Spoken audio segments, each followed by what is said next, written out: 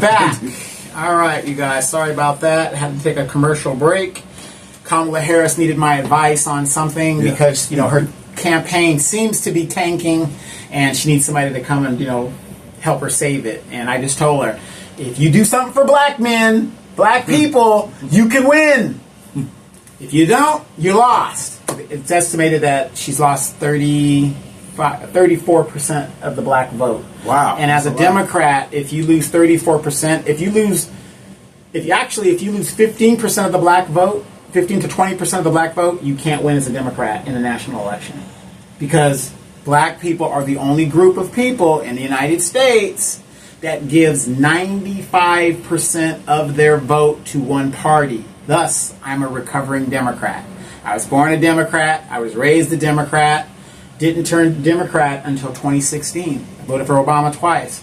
And when I saw after Obama 2 terms didn't do nothing for black people, I was done. And especially since we didn't get nothing here in California, I'm definitely done being a Democrat. There's no turning back for me. So I'm an independent. And I think that everybody in the United States should be independent so these parties can work for our votes rather than, oh, we got that. We don't have to do nothing for them. And that's how I think the Democratic Party's been working.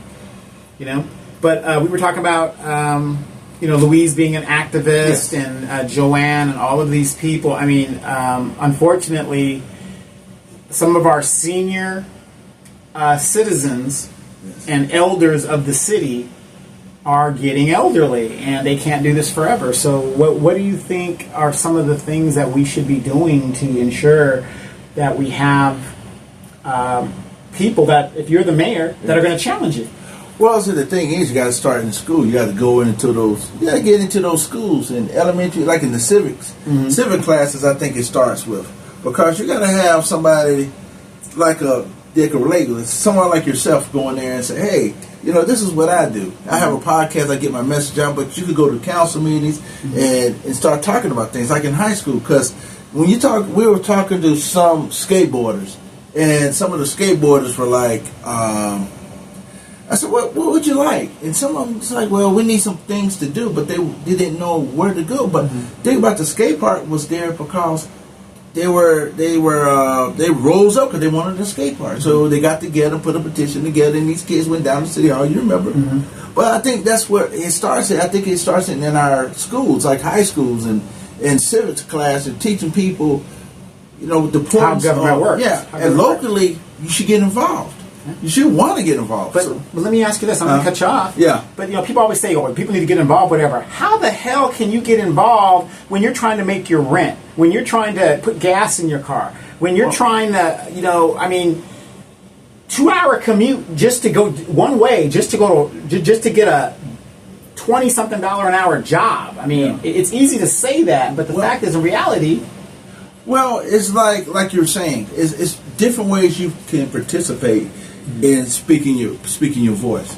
Or you could do just like I said, have a podcast, start your own podcast, like you suggested to me. But also too, I have 2 jobs, but I find time to get involved because I don't have any children, so it might be a little, and I don't have to work so far. But the thing is, if it's important, because again, you have to tell people why local government matters. By telling them, you want more parks, you want more basketball courts, you want more of this, or you want more variety of food, then you need to get, it's like they were talking about, getting involved in it when they're doing the general plan, get involved in that, because they decide what the land developments are in our city, how the future of the city should be built out. But those, you have to kind of relate it to it affects them. My garbage, like I was saying about outside, I was telling my landlady, you need to call City Hall, go to the city council meeting, and tell the mayor, say, hey, why you didn't give us a heads up when you were tearing our streets up? Right. But you have to relate it more to what's going on in their lives, just like you said.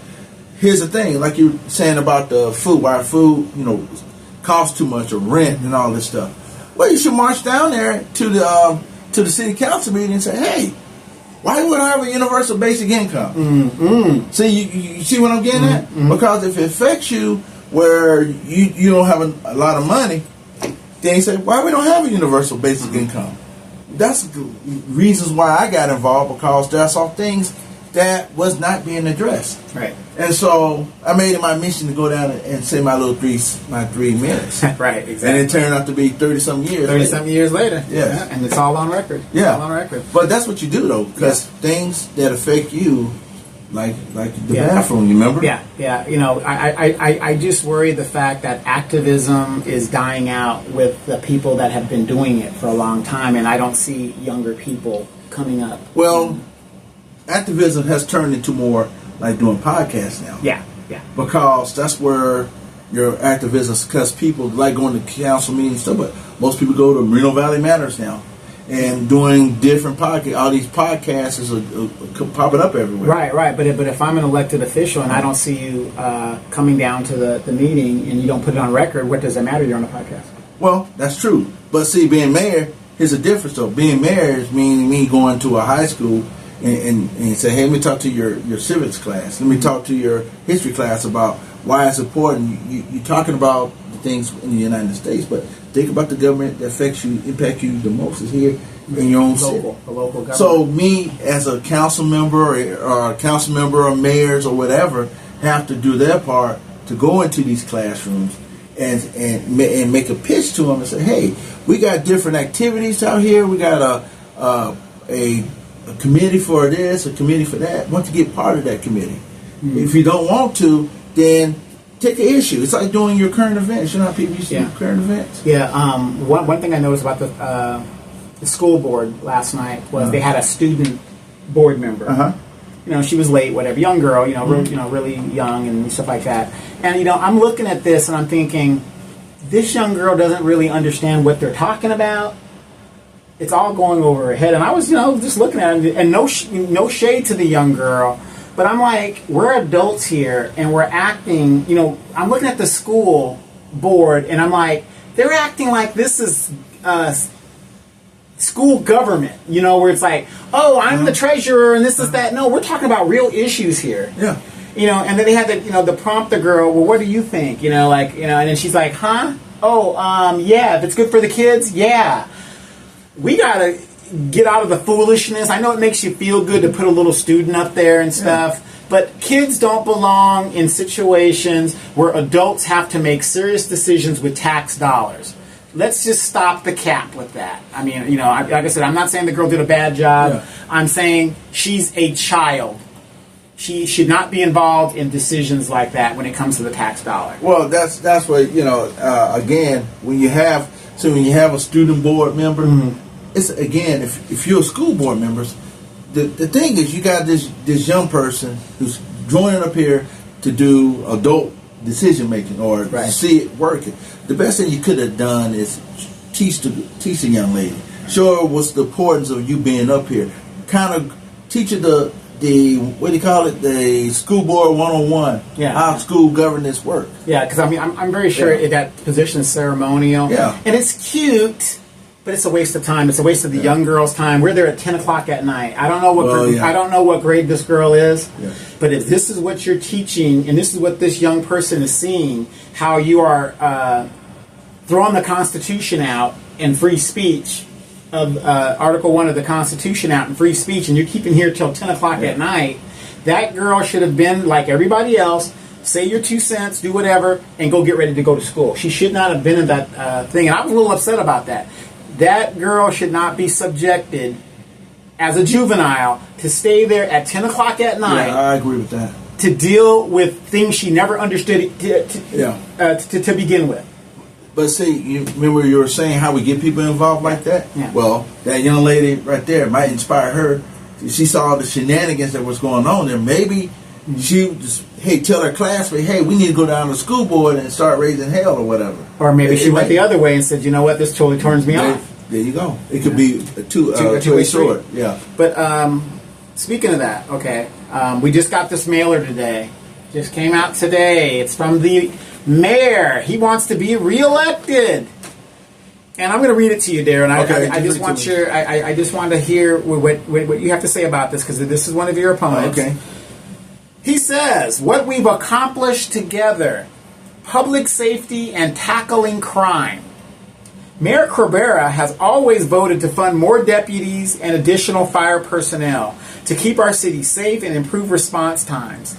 In 2023, crime decreased by 4.4%. First responders trust Mayor Cabrera because he has a proven record of supporting our public safety partners. Now, if my memory serves me, he was all lives matter type person and was kind of against the police when that was a popular thing to be against the police. Yes, it was like defund the police. Yeah, he wanted to defund the police. So now all of a sudden, ladies and gentlemen, do you guys see how politics makes strange bedfellows? He's against it when he was an outsider. Yeah. Then he gets put onto the seat or whatever. And now he's an insider, and now he's for it. But what is your thought on public safety? This is very interesting. You know, it says, what do you say, first responders trust Mayor Cabrera. Okay, if that was the case, then why Sheriff Bianco endorsed me? Ooh. Why did the district attorney support me? Uh-huh. Why did RSA support Hector Diaz? But the thing is, first trust him. If that's the case, then why they didn't support him? Yeah, only people that probably support him was the firefighters, and that was it. Mm-hmm. But going back to your big question was the 4.4%. The people think about it like this: when we have AB 109, Prop 47, and Prop 57 all come together, it made California, made our communities less safe. So think about it. When you have people, where I work at Lowe's and Stater Brothers, I used to see people walk out of the store stealing stuff every day, and nothing we could do about it. And think about it, as I told you before, I think it was last week, I think it was 2 weeks ago, about the lady I met on the campaign trail, who her grandson was robbed, or the neighbor's, her neighbor was pistol whipped by a follow-on robber. And think about Joe Teague, what happened to Joe Teague? Yeah. He had to take care of business because he didn't feel that he didn't get any response for the police department. Right. Now, all that has in common is they perceive this community not being safe. Mm-hmm. And the lady made a point to me to tell me she wanted to leave Moreno Valley because it wasn't safe. Now, take that. You take all the stuff that I said to you earlier, and now the crimes that used to be felonies, are misdemeanors now. Mm-hmm. And a lot of times people don't report misdemeanors because it will be What's the point? Yeah. What's the point? No response, no consequences, a slap on the wrist. Right. So people start reporting crime. So guess what? Your crime's going to go down because nobody's reporting anymore. Crimes that used to be crimes are not crimes anymore. So that statistic is one thing, but the reality is something else. People don't feel safe. Right, and you know, with this inrush of illegal immigrants coming into the country all over the nation, there's been an increase. You can't let 20-something million, between 11 and 21 million people into the country and think your crime numbers are going to remain low or it's going to decrease. It's going to increase. Now, we've been a border state for a long time, and there has been an influx of illegal immigrants coming into California. Yeah. Oakland's having a problem with crime and stuff like that. So we're not far from Los Angeles, and a lot of people that were gentrified out of Los Angeles have come here. Mm-hmm. So how, even if you just use your common sense, how could crime decrease in Moreno Valley when it's increasing everywhere else? Well, like you said, the narrative has always been is how you spin it. Mm-hmm. But the numbers will show you one thing. But if you, like I say, ask Joe Teague, you ask the lady, ask them, has crime goes down? You can ask me, did crime goes down? No, when I see people walking out, I hear customers tell me all the time they saw someone go out of Home Depot with a whole bunch of stuff. Yeah, generator. A generator, refrigerator, you name it, it goes out. But how can you say that? But yeah, on paper it is because people are not recording. Because some stores don't report crimes anymore, people. Regular people. And they're getting ready to pack up and leave here. Yeah. So they're not. If something happens to me, if I didn't get hurt, am I going to report it? I don't know. Maybe I won't do it. Yeah. Because I think I know what's going to happen. Look at the paperwork. You got to be a witness. Yes, you got to do all this. You got to do all that. I can't afford to take off work to go to court date because I don't have that time, and whatever the deal is. That's why you vote for Prop 36. Right. Oh, okay. Prop 36 is the reason why, because it brings accountability. It makes accountability great again in the state. That's why you vote for Prop 36. Wow. And Prop 36 was proposed by the. It was the group of, I guess it was, Democrats, Republicans, and you have retailers. Okay. That proposed this to put more, and also it tackles homelessness too, because it used to, like I said before, the judge used to have the prerogative to say, hey, you could go to jail or go to drug treatment or go to Moreno Valley. Yeah. But it's true though. Mm-hmm. But now they would have an option. But the third time someone steals, I don't think it should be 3 times. Someone steals, they ought to pay the price. Right. Because lack of accountability is what's making this town and making our state even worse. Yeah, absolutely. You don't want nobody accountable. Well, and like I said, even though I'm in Edgemont, I see that the helicopter, especially on Saturdays, doing overtime on the east side of the city, and they're chasing somebody or whatever is going on. So I don't even understand how he could even say crime has decreased. That's just my opinion, but because you hear about the home invasions over there, all kinds of stuff. Yeah. So I mean, it's perception how you spend it, because people in the political would use numbers like that to make themselves look good. Right. But the reality is, you just ask your residents out there. You ask a business owner out there, does he or she feel safe when you got vagrants sleeping in front of your stores and everything else, and you got people just out there. Got mental challenges, and they're scaring people because they're too scared because that person might turn on them or something. Right. And I really wish there was an event that he was at where he can explain how he got the numbers of a decrease based on what. But that's another thing. The mayor talks about housing and reducing homelessness. Mayor Cabrera championed $210,000 in funding for nonprofits providing vital services to the homeless, but yet I still see these homeless everywhere. The city received $2 million in federal funds for the homeless to work and rapid rehousing programs. Also, a homeless youth village opened in town to provide beds for homeless teenagers. Corey Jackson. Okay, so what do you think about that? I mean, well, if you want to talk about statistics, well, homelessness went up by 12.4%. So that money must then do much, because we got more homeless than we had. I mean they're coming in. They're coming in everywhere, and we don't have an effective policy in addressing homelessness. Mm-hmm. We don't have a strategy. We don't have a comprehensive strategy that involves your faith-based, your school districts, your county, and other important nonprofits to create a policy that address homelessness effectively, which makes the whole person whole again.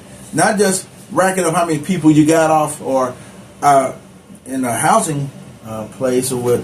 But the thing is, you want people to once they go to get the wraparound, you want them to go back into society where they could be functioning and that's what I've been doing for the last 10 years on the Riverside County Behavioral Health Commission, because we see recovery happens. And so the things is, we see people that come to our meetings and how their lives would turn around because of the county services that they had opportunity to use that made them whole, and they are productive residents of Riverside County. So thumbs up to Riverside Behavioral Health for doing their job. Mm-hmm. And the thing is, we don't use enough of collaboration with the county to create an effective program like that. But, Okay, the mayor also says education and workforce training. In 2023, Mayor Cabrera proposed the city's 4th library, which is now under construction.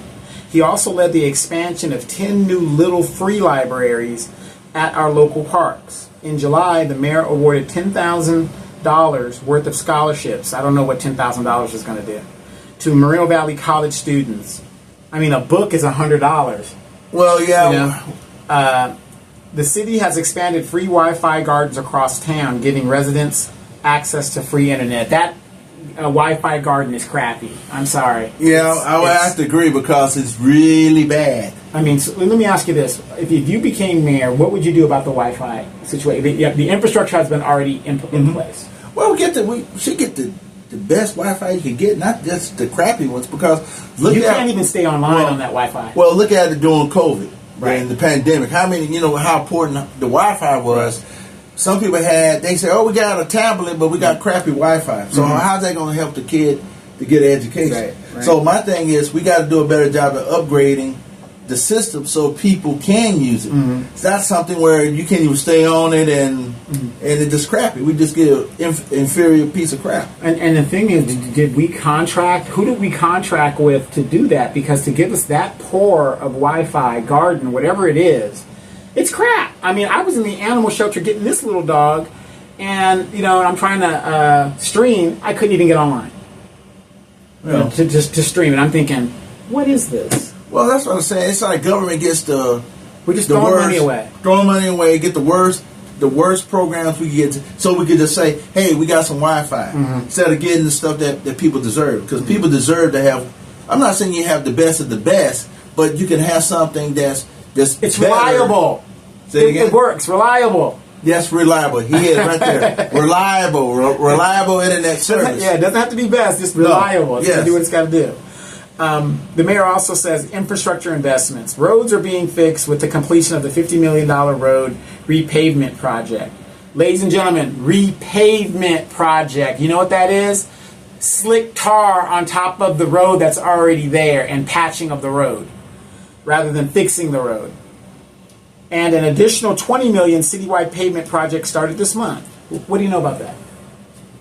That's a program that started way back when Supervisor Gutierrez was mayor.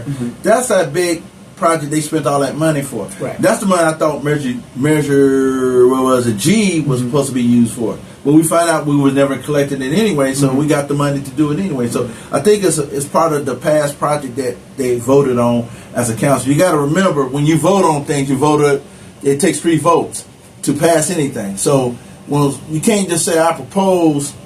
What it says there, it says rapid, but that's something that it took a council vote to do. So, yeah. He also says new businesses are opening. Our city is now home to Dutch Brothers, a painting company. Oh, no, Dutch Brothers coffee. Oh, that's right. That's coffee. okay. But there is a Dutch Brothers painting company. Yes, it is.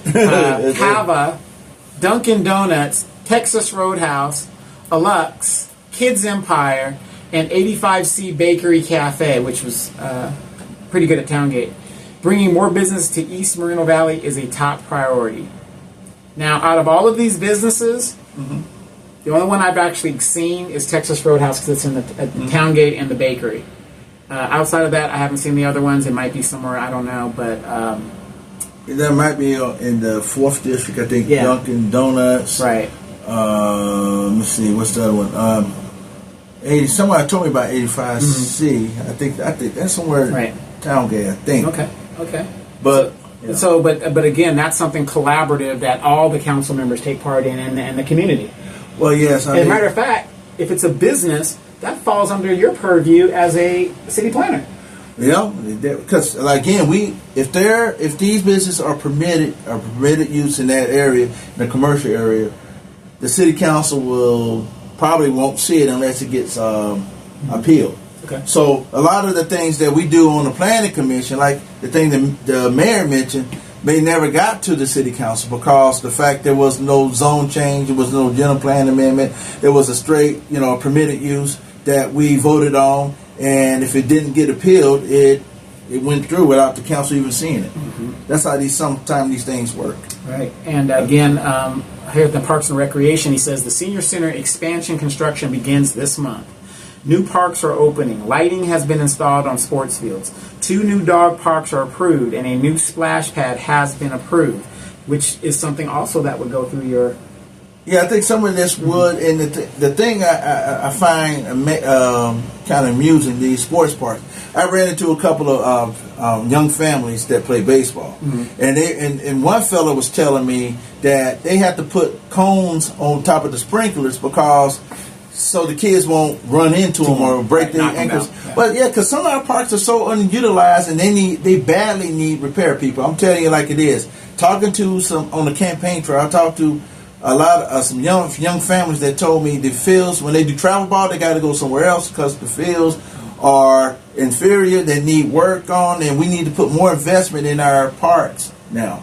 Like at Nason and some of these other parks that's fallen to despair. Okay, all right. He says healthcare access is growing with the groundbreaking $250 million Kaiser Hospital expansion, something that you guys would be involved in as well, featuring a new NICU and state-of-the-art diagnostic and treatment building. A Loma Linda Medical Clinic is under construction on Eucalyptus east of Day. Now that's good and great, but I work a minimum wage job, so how would I be eligible to utilize a Kaiser Permanente type hospital? Well, that's why I'm wearing the shirt. Isn't that private insurance? Well, that's private. That's a private hospital. Yes. So my thing like that, if you want to, see, that's why I say it's important. When I wear this shirt, Moreno Valley College, because this is an important reason how you can train people for jobs that don't require you to have a 4-year degree. But we have to work with like a Kaiser to create these career paths, so we can have an earn and learn program that we can use to employ people to keep them closer to home instead of on the freeway, and they can have these jobs have economic mobility. But we don't do enough with Moreno Valley College to make that happen. So that's what the mayor is throwing out there in regards to why he should be reelected. Even though you're his opponent, I'm going to tell you, as somebody who doesn't have skin in the game in that, as a voter, I did not vote for Mayor Cabarrus. I think he's very inexperienced. He likes to talk a lot, likes to hear himself talk. A lot of that stuff there was fluff. That was total fluff. There's not one thing that he can say specifically that he did. This man can. I saw him on the news. Tangibles. I want to see concrete things that you have done, and this ain't it. This is just a bunch of stuff that takes the approval of other people on the council to go along with it. He might disagree with me. I don't know. But I don't see any problem solving here. Well, that's the thing I talk about right now. What I spoke to you about the healthcare. See, I could call that Moreno Valley Care. You know why I call it care? Because the fact is, it's health-related careers that we can create career paths. We put skin in the game, leveraging resources and sharing the cost with Moreno Valley College or even UC Riverside to employ people for positions that are empty that you don't have to have a 4-year degree, but they have economic mobility. Sure. And that's a problem solving right there in itself, because this is something that's been neglected for years and they still haven't done anything. They got this BERT, but the BERT doesn't train people for positions. They don't train. All they do, you can fill out your resume, you could do find jobs and things like that, or sit in for job interviews, job search and things like that. But what I'm talking about, what you're saying, is tangibles. Tangibles that you can get people to go through a program like that where it makes a difference in their life. Economic, get them out of poverty. Right. The last thing we're going to talk about, in politics, is the Measure U is on our local ballot. I want to know your opinion on this, because in 2021, Moreno Valley voters passed a 1-cent local sales tax tax measure to maintain basic local services. Now we have this Measure U. After feedback from hundreds of Moreno Valley residents, Measure U, the Moreno Valley Essential Services Reauthorization Measure, was placed on the ballot to reaffirm this previously voter-approved measure after administrative ruling from the state deemed it necessary due to a since-corrected clerical error. If approved by voters in November, Measure U would authorize the 1-cent local sales tax measure until ended by voters, providing a source of local funds to address basic services such as neighborhood safety, street, road, library, and park maintenance, and to continue funding programs for children, youth, and seniors, with local funds that cannot be taken by the state. Now, here's my problem with this. You mean to tell me in 2021, when they came begging for this measure, and it was approved, with all the money that we give to these personnel, whatever, a clerical error has kicked this down, and we have to reaffirm this? I'm calling bullshit on this. I'm calling total bullshit on this. A clerical error, and I'm just a layman. I don't know how it works. So you mean to tell me because the I wasn't dotted, a measure that was passed in 2021 has to go right back to the voters to be reaffirmed, or is it? Or is this just another way to say, we stole the money over here, we need some more money from you guys? What is your take on this? Well, my thing is, number one, don't vote for it, because to me, we don't need it. Any tax that says it has to the voters never go away, because the utility tax is still here, and it's here to stay with no. So when they say voter approval, it'll never get back to the voters. It's like the utility tax. Now, the third thing I want to talk about too is this about this Measure U. Think about it, people. The budget has been balanced 13 straight years. Yeah, Moreno Valley is supposed to be awesome when it comes to the balance. Where we're in perfect health. We've been getting awards from the federal government of how we balance our. Yeah, and reserves hasn't been used. We've been increasing. What you read back? How much on money for the pavement again? 150? Yeah. Oh, what comparison? It was like for the pavements. It was. Hold on. Sorry, right here. Infrastructure, $50 million. Okay, $50 million. We didn't ask nobody to raise taxes on $50 million. Why would we do something like that? And an additional $20 million was given. See, it's the $70 million. So, do we really need it? If we got all this money to do this, now check this out. Across Day Street, it costs more. 8.75% is the sales tax. Guess what it is in Moreno Valley? 7.75%. Right. And so, tell me this. This money is a general purpose tax. You know what that means? That means that money can be spent on salaries, pensions, benefits, anything. Anything. When someone tells you it could be spent on public safety, now I am strong advocate for public safety. But the thing is, it can be spent on anything. There's nothing in that measure that says it's going to be spent only for public safety, because it can't say that. But I guarantee you that money will go for public safety. It will go for other things. That's what it is. So that's what I think about it. Again, you guys, you got to read through the tea leaves and understand what these measures are. I mean, the school districts are asking for more money, even though Measure M kicked a lot of people in the tailbone for the simple fact it raised the property taxes up, and now they're asking for more money. And now Measure U. Daryl, where are people going to get this money from? Well, that's the thing, again, because they don't see. What was it that you told me one time? You said these people don't understand where the situation that people are in right now, the state of mind that they're desperate or hopeless. And I put those words out there because think about it. When you got your rent burden, you got utility bills going up through the roof. You have groceries that once you pay, what was it? You say you pay $100 for, used to be for 4 bags, now you pay $100 for one bag. And you got insurance that's going through the roof on your car insurance. So they don't think that people, they don't even see the reality that people, where they going to get this money from? Yeah, I mean, what do you do? I'm literally telling you this. Yeah. I'm literally watching. When I drive, like a lot of people, maybe some people do. I don't know if you do it there. When I drive and a car's in front of me, I kind of read the little license plate, because sometimes they'll say university, that they're alumni or something like that. I do something like that. I have seen more and more people running around with expired tags. Some of them a year or two. Yeah. This is reality for people. They have to choose between, because even your DMV registration has gone up. Yes.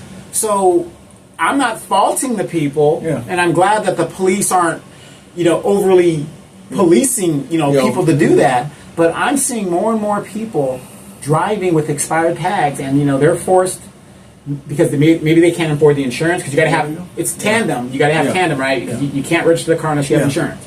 So this is where the families are. As mayor, what can you do about this, man? Well, again, I always go back to the bread and butter. What you asked me before is the UBI. Again, universal basic income. People, that it can help you out. And what I'm saying, it's not going to be a permanent fix, but it could be a temporary fix. It might help me register my car. Help you register your car. And also, too, rental assistance program for a temporary program. And we're talking about a rental assistance program for seniors that may teeter around into homelessness. So those are a couple of things to ask specifically how we can help people that's rent burden, or people, we got to find ways to help people that got to pay mortgages. I know there's probably ideas out there. You don't reinvent the wheel of trying to help people to help them pay their mortgage. Because we do it for renters, but we have people paying mortgage. I mean, these people working maybe two jobs to pay, and they own the home, but they can't. It's hard for them because the interest rate had gone up. Right, and it's going up. And but let's be real here. You know, you've been in the Inland Empire as long as I have, and I'm sick and tired of people running around here, city officials running around here, acting like they don't see what the hell is going on. You see all these homeless people in the streets that are being shipped here because homelessness is a crime now in California, basically. Yeah. How they police it, whatever, but basically they're trying to clean it up for the Olympics for LA. So guess where those people are coming? They're coming to Moreno Valley.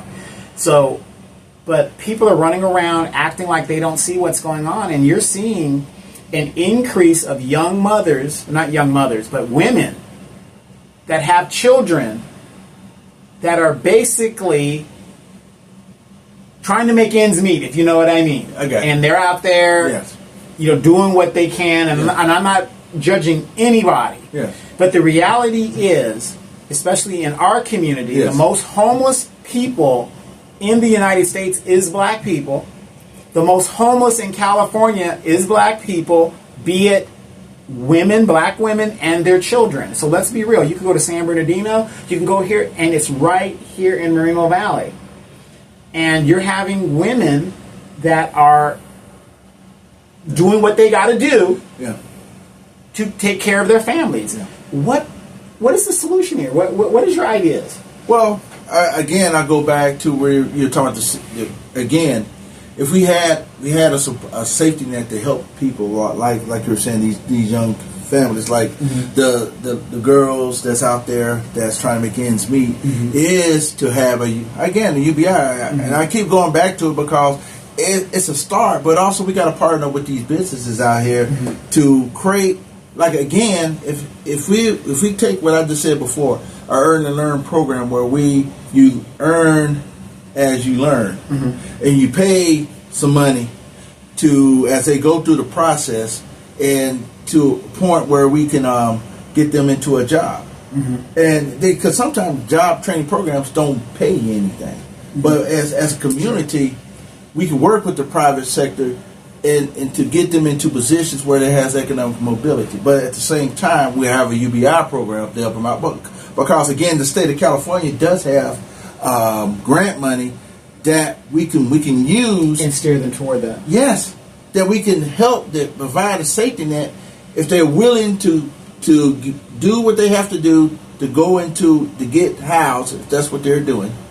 And they can get the education they need so they could get into this job that pays more than a minimum wage, but you can afford a apartment or whatever, or you can have transitional housing. Transitional housing, you can call it. And temporary until they can find something better, or transition to another state. Yeah, where they're going to go. Because the thing you want people to have a safety place to go, but at the same time, you got to follow rules and regulations, but also too. To give them what the necessary resources they need to get out there so they can make it. So when they get out there, they don't fall down and go right back into the program or back on the street what they were before. Our whole thing is to make sure that they have the tools they need to make it out there and be a productive mom or for their kids. Yeah. And another issue. Oh yeah, and childcare too. That we can help out.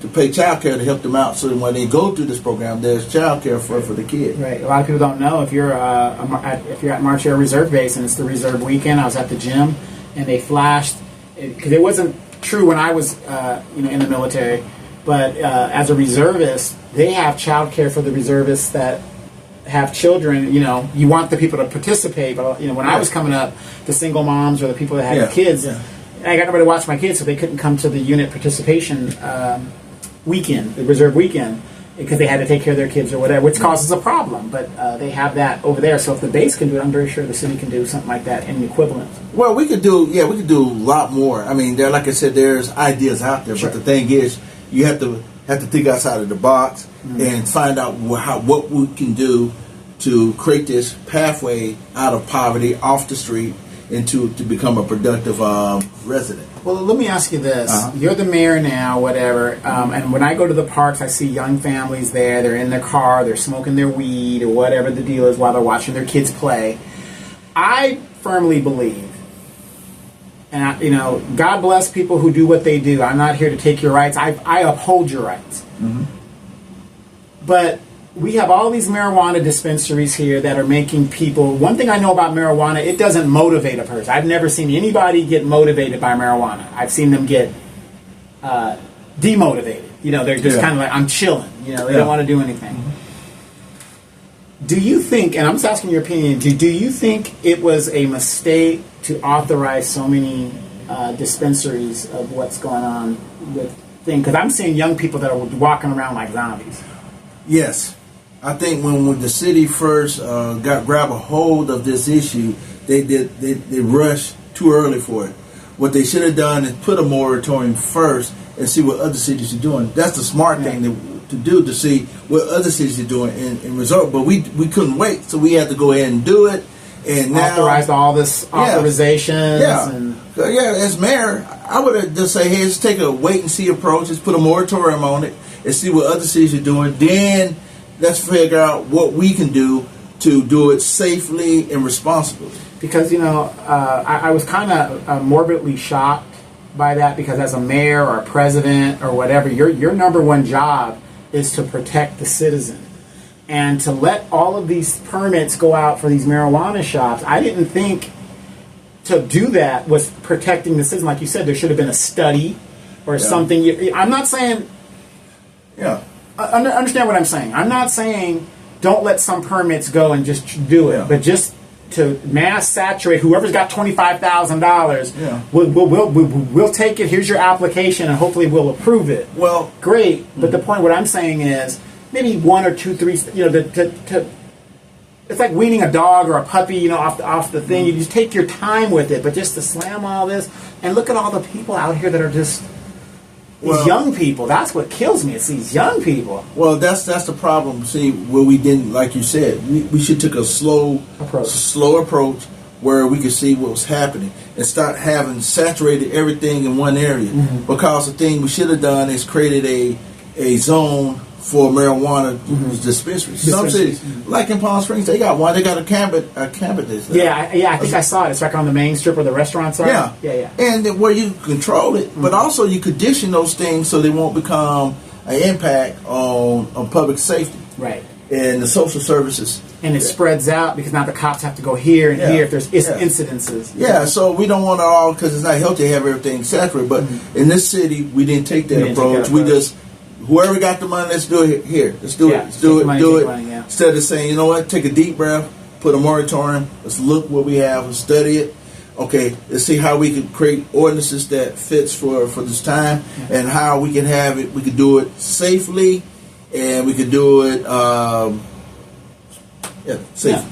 Yeah, because what I don't understand is you have 5 districts here, right? No, we have 4 districts. No, 5 districts. We have 4 districts. We have 4 districts in the mayor. Mm-hmm. The saturation of all these things in one district didn't make sense to me. No. I think, to me, it just doesn't make sense, and it's not fair. Everybody should have got a piece of that. Because like I said, if you go to District 2, I don't think there's anything up in District 2. There might be, I just haven't seen it. I don't know. But everybody should have got an equal share like I said, of that problem. Well, it goes back to where I said before. Mm-hmm. If we had a chance to, in hindsight, to look at, before we did all this rush to put them out there, is to look where we should place these dispensaries, which we didn't do. We just got 25,000. Give it here. You put it all on Sunday Boulevard, or try to put one in Edgemont and all that, instead of saying no. We're gonna look and see where all the sensitive receptacles, where the schools are, where kids are, the commercial centers, and really look at it hard and figure out how we're going to do this responsibly, and safely. And like I said, I just get appalled looking at young people looking homeless on their bicycles, collecting cans, whatever they. I mean, these are young people, and they're just gone. And I do blame the city for. I'm not saying it's the city's fault in general, but we are accessories to these people's problems. Well, yeah, because again, instead of taking a deep breath and look at the situation and seeing what other cities are doing, then we could have took some of the best of other cities and created our own zoning for this. Right. And then it wouldn't have been saturated as we could have done it the right way. Right. Instead, we just say, take it, yep. Get the money. Yep, reactionary. Yeah, there you go, reactionary. There you go. So it's been a great talk, but what people want to know right now, you got 2 weeks to go, a little under 2 weeks. Yes. So what is your foot traffic looking at? You're going to be out there knocking on doors still? Yeah, got to. And you're on social media, of course. Yes. You're doing this. I've been monitoring Darrow Terrell Times. You got some great feedback that's been going on there. But real quick, LA Lakers, Bronny James and his father made history. What is your thoughts on that? It was more, to me, it's more, what is the word for it? Staged. Fake. But the thing was, it's more a drawing card, more a spectacle. Mm-hmm. Because something, but I mean, we want to win. Yeah, but it's not going to happen with this guy. This guy destroys franchises. Well, that's the problem. So you asked me. I'm used to winning. Right. Like our Cowboys, not Yeah, but it is. Cowboy, yeah. But I'm not changing teams because they look. Because one day they will. Yeah, they will rise again. Exactly. But it was a more spectacle. It's just something that it takes attention off while you play the game. Yeah, absolutely. But speaking of sports, I mean. You have an idea of bringing a semi-sport team or something in regards to... Here's my question to you. Mm-hmm. We have all of these fields that are being basically utilized for soccer in general. Yes. The population is what it is. Yeah. I'm not complaining about that. Why can't Moreno Valley have a semi-pro soccer type team? You already the city already cuts off my taxpayer field for a league over there. Do you see what I'm saying? Well, yeah. Why can't we utilize the talent that we have here in Moreno Valley with these young people? I agree with you. Like I said, my thing was minor league baseball, but soccer too. Yeah, soccer. But soccer. But see, the thing is, we have to bring the brain trust of the people in the soccer, mm-hmm. in the little league soccer, the youth soccer programs, and because we have the hotels, sure, you have the fast food restaurants, mm-hmm. you got the MetroLink. Yep, we have all the infrastructure, all the infrastructure you need to have, but it takes leadership to say, hey, let's do this. Let's put the flag down and say, you know what, let's do this. And start doing a feasibility study. It all starts with a feasibility study, but also it starts with reaching out to those youth programs and say, hey, how you guys like to have a minor league soccer team here? And get the feedback from it. Then you get enough people that, just like the skateboard people, they want that skateboard part. Same thing, the youth people, the mayor should be out there saying, hey, we want to have a minor league soccer team. Do you think it's feasible for us to do it? Let's do a study and see where it takes us. But we can't do anything unless we get people together. Then the next step is to have that study to find out, is it feasible for the city to do that? Because it has a lot of different moving parts to it that we have to look at. See, we talk about the senior center and people that have money that are getting more resources from the city, which is ridiculous. Did you know that Redlands has for their youth a recording studio? If the kids want to make a CD or a drop tape, Redlands has that for their youth over there. What, in the youth center? In the youth center. Oh, that's right. We don't have a youth center. Yeah. So, again, you got kids out here that are making great TikTok videos. Yeah. Let's forget sport, because not everybody can be an athlete. Okay. Athlete is a small position, in the lexicon of human beings. It's not everybody's going to be elite like that. But you've got kids that are out here making great TikTok videos. Yes. San Bernardino has a studio. And I used to rent at that studio when I was going to blow up and then COVID hit. I was going to hit some politicians too. I remember that. I remember you go at the studio. You had the studio. So, but, we've got these kids that have this talent. Why can't we like I said, we don't have a youth center. We have MV3 thing, that little area over there. Why can't we make some kind of studio and do that so the kids could come in there and they can learn how to create and edit videos and make movies and do things like that? Why can't we do this? leadership. Again, it's about, like you just said, what you just explained. If I was explaining that as mayor, I said, I'll ask the same question: why we don't have it? If put it on the agenda, and let's see we can get the resources so we can make it happen. Right. A skate park is great, but kids want a skate park is good in the aspect of the now. Yeah. But if you could write a book, if you can record audio, if you can record video, you will live forever. Well, yeah, because you're recorded. So let's say me and you are 12 years old, and we're over here, and back in the 80s, and we're doing our little hip hop thing or whatever the deal is, right? And then we grow up like as we are now. We could look back and say, well, that was us back in the day, whatever deal is. Or maybe I could make a demo because I don't have a lot of money, get it to Capitol Records right there in Los Angeles or whatever, and hey, I got my start doing this over here, doing that. Maybe some people want to be engineers. These kids are into the arts of things of doing like that. And we don't promote that for these kids because we don't have a youth center.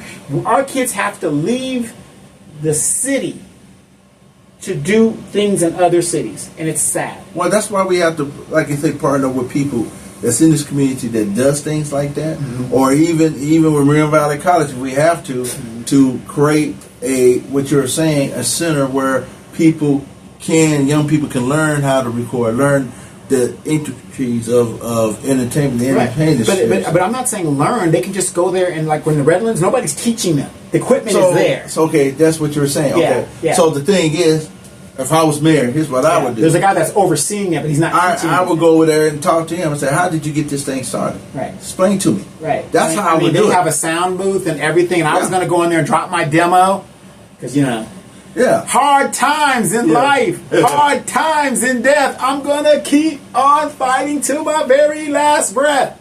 Run DMC. Yep. Go check it out. But your point is valid. It's the fact why we don't do it is because you got to have, like I said, I always go back to leadership. Again, if what you just saw there, if you would have told me something like this and I was mayor and I said, okay, you know what? Let's go talk to this guy and find out what do we need to do to replicate what you have. Or talk to other cities that are doing the same thing, then bring it back and see if we could do it in our own city. When are we going to invest in our youth? We are investing in elderly people. I have money, you have money. Elderly people that are retired have money, but we got rows of gang kids running around vandalizing and destructing because they feel that the city doesn't care, and they look at what we build for them and they say, I don't want to work in a warehouse. Well, that goes again. It all goes back into the leadership of problem solver. As I said earlier, why we don't have that is because you don't have the leadership that sees. You have. If I had kids, which I don't, but I was a kid, and so I kind of know what kids kind of need. You could talk to a young person, say, hey, what would you want to see? And if we don't invest in youth centers, like you were saying, maybe we start in every district have some form of a youth center. That's a start. Yeah, I don't understand how you got money for a library, a fourth library, which is fine. I'm all for that because we're way overdue. 210,000 people. Yes. We need a bigger library. Yes. No doubt. But you've got money for libraries, but you always have excuses when it comes to the youth. There's always an excuse. Well, I know one thing about this: they can get money magically. Right. But the thing is, if you don't have a person that sees the value in our youth, as like you were saying before, youth they got so much energy, and they got nowhere to focus that energy, so they're going to get into trouble, mischief, Right. and instead of having a youth center where people can go and do homework, play basketball, do all kinds of things. Like you said, maybe do some have a recording studio or something. Do you know how many kids, if we had a state-of-the-art, and Redlands isn't like state-of-the-art, but it's a nice little setup. Yeah. But if we had something that would, it's just a nice little warehouse, maybe we can lease a warehouse until we can build something, and you just set the little booths in there, whatever, and you set it up, whatever. Do you know how many kids from Riverside, and they would be coming to use our resources? Well, see, that's the thing. Because they want to be famous. We can have pop-ups. See, like you were saying about these warehouses, we can have pop-ups where we can have things like that until they get it leased out to somebody. Right. We can, pop it up and say, hey, we could turn into, like you were saying, a job training center or what you just said a few minutes ago, a recording studio. A TikTok video studio where they can make TikTok with the green screen like we have here. And did they do that? I mean, this is what the kids are into partially. I'm not saying that's what they do all the time, but some kids want to do these things. They want to be engineers. They want to know how to cut and paste and do the magic. Because remember that time we did it where I had you interview yourself? Yeah. You know what I mean? I remember that. Yeah, that was things cool. Like that. You know? But see, that's the thing too, because the fact that you know the reflection of what the young people want. Mm-hmm. But if you're a mayor or city council members, that's the kind of stuff that you see out there. If you notice, you're aware of what's going on. Mm-hmm. So, like you said, you saw something in these young people what they want to do. Mm-hmm. But why not the mayor does that. He has a young child that he can say, or he been around his kid, his son's friends and stuff, mm-hmm. and they talk. I mean, they don't, talk about stuff like we talk about, but you got other young people that he comes in contact with mm-hmm. when he goes out there and does all those promotions and all that. Right. That say, hey, would you like to have a studio here? Mm-hmm. What do you like? But see, again, it goes down to this: we don't have leadership and not having a youth master plan. Right. Because when I was in Riverside, I used to be an intern down working with the mayor's office when Mayor Lovitch was there. It was eons ago. I worked on the youth master plan where they had a master plan. The city at one time had a master plan for youth. They don't have. Maybe we should go back to have a youth master plan for the young people in this town. Right. I think it's time now. Right, and the thing is, I really think a problem is when we talk about youth, we're always thinking about, third and fifth graders and lower. I'm talking about roving gangs of teenagers that have nothing to do but smoke weed and are apathetic to their situation of what they see around them. Yes. And it's our fault as adults not addressing it. Like I said, we could have great engineers coming out of here. Hey, I'm really into this. I want to go to Moreno Valley and I'm going to become an engineer and do this thing because I have the initial experience of doing it. When I went to San Bernardino and I rented a studio over there were people there that were going to help me do the editing, if you're the Apple Edit, whatever the software was. And they would help you because that's their passion, whatever it is. But they didn't do it, but you kind of worked through it because kids are smart. Mm-hmm. They know what they could do whole things on the doggone phone. But a lot of kids, they don't have the resources to have an Apple phone maybe or an Android. They got the Obama phones or whatever the phones are. And that's limited. So, I just think we could come up with money for this and that and this. And every year, I have been waiting for a youth center or something for the youngsters. And it's tragic that nobody addresses that. It's always the people that have the money that we do for. Well, that's a focus that, being mayor of the city I would share that interest, is to have those type of facilities because, again, the young people need a place to go. They need to focus that especially in the summertime. Yes. Jeez. And we could do it for libraries. We could do it for libraries, senior centers. We could do it for young people. It just takes someone to be up there and say, you know what? I'm the mayor of the city, and I would like to see us to start exploring and having youth centers in our 4 districts, if we can. Right. And let's look at the feasibility study and do it. Right. If we do it, let's do it. And if you don't want to call it a youth center, call it a Moreno Valley Audio Visual Center. Yeah. Something like that. Let's play with the name, whatever, where we can get the funding or however you're going to do it. There's a way to do it. Well, yeah, it is, and that's the thing about it. But you being a leader and you're thinking like that, thinking about how can I best serve our youth community. And the thing is, you have to be the advocate and experience what it was like I said, going to a YMCA or to a rec center in the summertime with those cold lunches. Right. And we want the milk. The little box. They had the bologna. Had the cookie, the bologna sandwich. Yeah, the bologna sandwich. And I wanted 2 milk. Right. But isn't it crazy how they got rid of those programs when those programs did so much for the baby boomer generation that had young children like us? That's why we need more, like you said, more youth centers in this community. We got 210,000 people, and probably average with the age is probably in the 30s or something right now. Yeah, family wise, yeah. Yeah, so why not we start dedicating our, like I said, my 2 years, if I have the 2 years, is to do what I can to get something like that started. and with the support of the council, that we can have a youth center, even if it's one in the district. I mean, come on. I mean, nothing against the Victoria Baca Auditorium or whatever that is, the pavilion. Yeah, nothing against that. But that isn't being utilized in the way. Do you see what I'm saying? It's like it sits there for months and months, and okay, we have an event every 3 or 4. You know what I mean? It just how much did that cost? Well, that's the thing too, because that's something that's underutilized. That maybe we can get more young people to go do some events there where we could get young people to do like they used to have Moreno Valley Got Talent or something. Right. I mean, a step show or something like that. Yeah, but that's what I'm saying. We have money to do these stupid things, and we just throw the money away when we should be sitting here saying, you know what, we need to be. If the seniors need this stuff, damn sure the youth need it. Well, yeah, we just have to put our focus on. We can do 2 things at once. I mean, we can walk and chew gum. I mean, you got seniors here. What about the young people?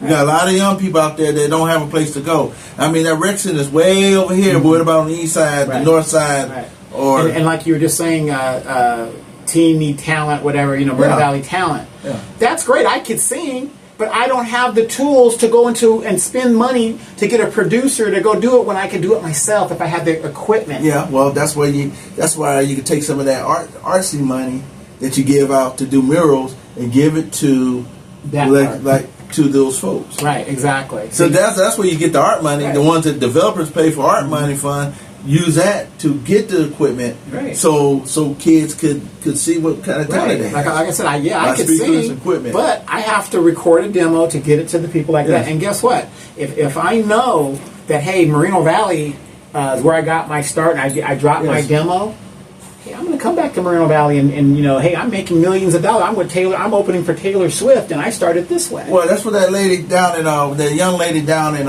Indio did. That's why she was. Abby, I think her name is Abby Carter, or something like that. That's how she got started. But the thing is, we have to do more investment in our young people. The older people got their stuff, but the young, we neglect. We neglect our parks, fields, and we neglect things that the young people need. Right. And that's why I say a youth master plan is one thing. Another thing is the arts money to buy the equipment, so we can buy it. Maybe we can use that money to build that studio. And Daryl, in San Bernardino, if for me to rent the studio was $89. I think it was a year back then or whatever it was. But still, the point is revenue's being generated because I'm using the whatever. I'm not saying we have to charge our some exorbitant fee, but what I'm saying is it could recoup itself back in personnel and salaries or whatever. How many people you got it? That's what I'm saying. San Bernardino's got their stuff on lock. Well, that's where you go to. That's what I say. You go, like I try to get the mayor to go to Menifee to look at the homeless outreach team. Nah, he didn't want to do that. No, he didn't want to. But see, for me, someone to tell. If you told me, say, hey, Daryl, let's go to San Bernardino and see this thing, I'll say, okay, let's go do it. Right. And I'll say, let's go pile up in the car and go in and pick the people's brains out. How can we do this in Moreno Valley? Right. What was your funding source? What did you need? What was the capital? Yeah, and I'm going to tell you, it isn't all about singing and making TikTok videos. In San Bernardino, they even had a podium where you could act like you're actually doing the news. So let's say you got a young person or a teenage person, and they want to get into the news journal. They had the scrolling. They had all the equipment. Yeah, the teleprompter. They had all the equipment people would need to do a professional-looking YouTube channel or whatever. Let's face it. If I could do a YouTube channel using the city's resources that looks really professional and stuff, that channel's going to make money for me. Yeah, it's a source of income for me. But that's the entrepreneurial spirit. Mm-hmm. The artists that we focus on, these, like again, the murals. Unfortunately, artists don't become famous until they're dead. But I hear you. But the thing is that we can use that energy because again, it gives tangibles. It gives people hope. Yeah. It gives them something to look forward to. Right. And we could create a lot of. We got a lot of talented people here. We need to put it to use. Right. To think about young people that are going around the city covering events in their own news YouTube channel. Yeah, exactly. But you can inspire that by having the facility. But if we don't have all the things, we are 210,000 counting, right? And we're the second largest city in the county. And we don't have everything that these other cities have. These smaller cities have way more than we do. and we better than that. Right. And so that's where's the money going? Well, yeah. Show me the money. So that's why as mayor we got to take it up to another notch. Take it to a different horizon. That's why I tell people. Okay. Because leadership would do that. Right. Because you see a leader that put more emphasis on youth people. It's okay, older seniors, because we seniors. Yeah, we're But seniors. what about the young people that don't have an outlet other than the skate park or not everybody's a skater, not everybody's a soccer player, not everybody's a basketball player. But that's the thing you're talking about, equity. Equity, spread the equity around where everybody had their fair share. Everybody should have basketball courts that have a cover on it. You should have more football fields. You should have more the things you're talking about. But that's the emphasis of what a mayor does. They look at the big picture, that we have more than people that play in soccer. We got people that play football, basketball, who knows, pickleball too. Right, exactly. Volleyball, all these things. But we need to have we need things like that to want people to come to our community. What we need is a leader, yes, an elected servant, yes, that thinks outside the box and just doesn't sit there and hear themselves talk. And before we get out of here, with 2 weeks to go, is there anything you want to say to the electorate or the people that might be watching? In regards to voting and why should they vote for you? Well, if you should vote for me, folks out there in Mobile. If you haven't cast your ballots yet, this is why I voted for him. Well, thank you. I appreciate that. I'm honored by it, and I'm blessed. Yes, thank you. But for those who are still on the fence, teetering which way, you look at this. I'm going to share something with you. Hire Mobile. I advocated this program. This program has created 35,000 jobs, 53% income has risen because of that program. It presented opportunity. You know how that happened? It's because I advocated it for 9 long years for that to happen. And it was made reality by our current supervisor, who was the mayor at the time, Gutierrez. But it takes a partnership for that to happen. But the thing is, if you want someone who is a problem solver, not someone who likes taking pictures. Yeah, that's part of the job. Someone would tell me that. That's part of the job. But yeah, that's not the only job of being a mayor. Is to inspire people and to take the city to a higher horizon that we only could dream about. And the things that we espouse for an hour or so, it's a type of leader that we need at this time in this community. Someone who's going to protect your family, protect the business community, that look out for the vulnerable people, the homelessness, but at the same time hold them accountable for opportunities we're trying to help. But also, too, at the same time, create an economy that's not just built on warehouses, but an economy that's built on healthcare. We got healthcare, we got advanced manufacturing, but we don't have pathways to get to it.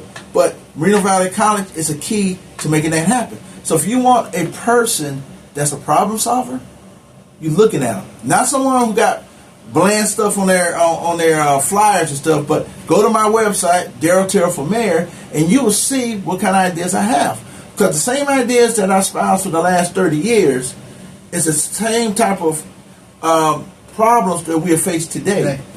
Rent burden, people don't have UBIs, shopping centers that's falling apart that needs a facelift.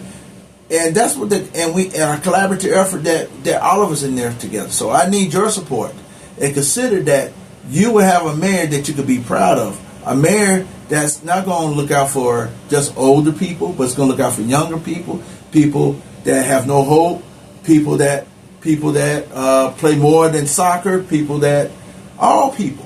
I'm going to be the mayor that's going to listen to what you have to say, like I listened to Donovan, what he just said, and let's take a trip to the places that you think these ideas are and see what we can do to make it happen in this city. So consider voting for me, Darryl Terrell, the problem solver. I will get the job done. Absolutely. Darryl, once again, I want to thank you again for coming in. Again, I can't wait till you start your podcast. I'm a strong advocate. Even when you become mayor, you need to do a podcast to talk to the people. Yes. If not, I'll come to your office. We can do the podcast over there. Okay. But the thing is this: you got 2 weeks to go. Are we going to be getting together next week? Yes, because I need the more. See, here's something about these podcasts. Now, I saw something on CNN that I told Donovan about that. people are going to podcasts. More candidates. You see how many people you see Kamala and you Kamala see Harris, a lot of podcasts. And Donald Trump was on Trump. They were on podcasts. Because you reach more people. Knocking on doors is one thing. Well, knocking on doors is a campaign that was for its time. It has kind of run its course. Podcasts, where is that? Like Donovan saying, that you see me related. You know, people have an issue, hit something. I'll tell you guys something. You know, I was telling Donovan, you know, TikTok. People don't know that I do TikToks. Right. And I bet you guys are surprised. I got 117,000 followers on TikTok. No, I don't do the shaking the booty kind of thing, like that. But I do. But somebody made a comment about it and said, you know what, Daryl, you know, how can I vote for somebody that makes these kind of these TikToks or duets and stuff to be funny? Because I'm relatable. I'm human. You're a human being. I'm a human being. I have fun. You're too. a real person. You're a real person. I could be serious, but at the same time, I let my hair down. That's the side people haven't seen of me. So don't hate the player. Hate the game. Right. Exactly. So with that, so you're going to be back next week. Yes, sir. And we're going to do that. Yes. Let me just ask you this real quick. Yeah. And this is, you can answer it either way it goes before we get out of here. Kamala Harris, Donald Trump, they're saying that the polls are tight. I know you're a lifelong Democrat. Nothing wrong with that. What do you think? I mean, how tight do you think the race is going to be? I mean, it feels like it was in 2020. What was it? 2016, right? 2016 was when. Yeah, I mean, because people got to think about the polls are fickle. Yeah. So you can't really count on what the polls are. Yeah, it depends on who they ask. There's a whole bunch of statistically way they do it. Because it could be a blowout. It could be, but it's not. It's going to be tight. But a blowout for who? It could be Trump. But it still could be Kamala too. It could be Kamala. So my thing is when I go decide which way I'm gonna go, I'm gonna pray on it, and I'm gonna take. That's why I haven't cast my vote yet, because I still need to pray on it and look what I need to look at, and that's how I'm gonna decide my vote. I'm not just gonna vote blue, because I know I'm a Democrat, but I'm gonna vote like Donovan, vote for the person that I think that's gonna move this country forward. Right. Someone that's strong, or someone that's is relatable to people. Yeah. Are you going to wait until November 5th to? Oh yeah. I traditionally always wait, and I go get something to eat. Okay. Then I go vote. Okay. So you're going to be down at the registrar's office? Yeah. I'm gonna fill it out, and here you go. Drop it in. Okay. Gotcha. I'm not just gonna put it in some drop box. Yeah. I'm just gonna. And again, everybody, like I said, we're not telling you how to vote. Like I said, if you were voting for mayor, I would strongly recommend Daryl Terrell. We need a path forward and somebody who's forward thinking rather than just saying, I'm just going to sit here and take nice pictures and go to nice little meetings, and I don't have a real job. I just kind of act like I got a job because I live off my wife. My opinion. But we want you to register to vote. Yeah. And we don't care how you vote, but we want you to register to vote. Democrat, Republican, Independent. I'm an independent.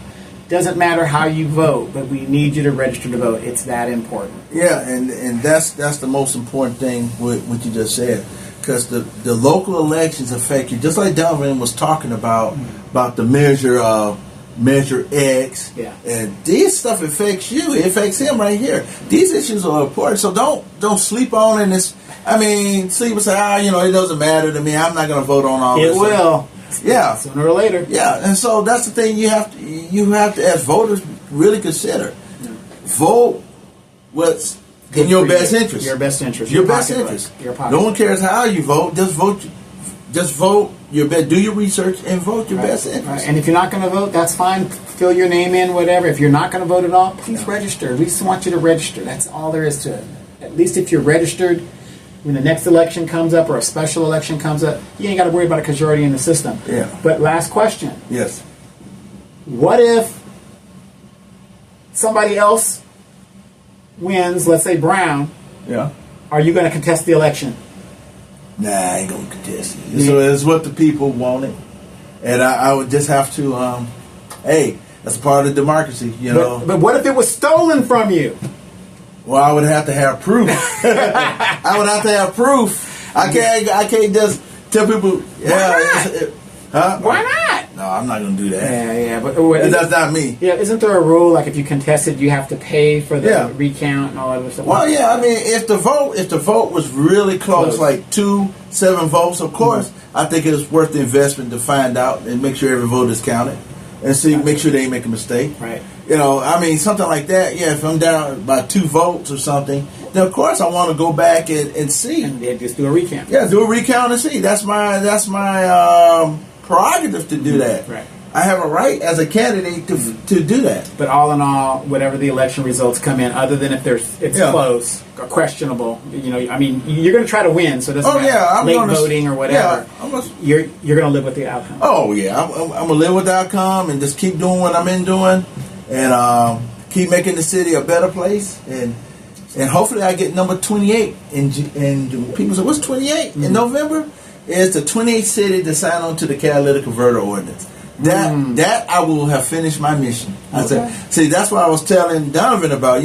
When you say a problem solver to get things done, I would have got it done, just like I said I was. Absolutely. Many people say it was going to happen, but it will happen. I guarantee you that. Absolutely. All right, you guys, you heard it right there. Tune in next week. We're going to be with Terrell Merrill, candidate for Moreno Valley. You guys have been watching the Donovan Saadiq show, known as the IE Informer. You have just now been informed. Daryl, thank you for coming to the show. No problem, sir. We will see you next week.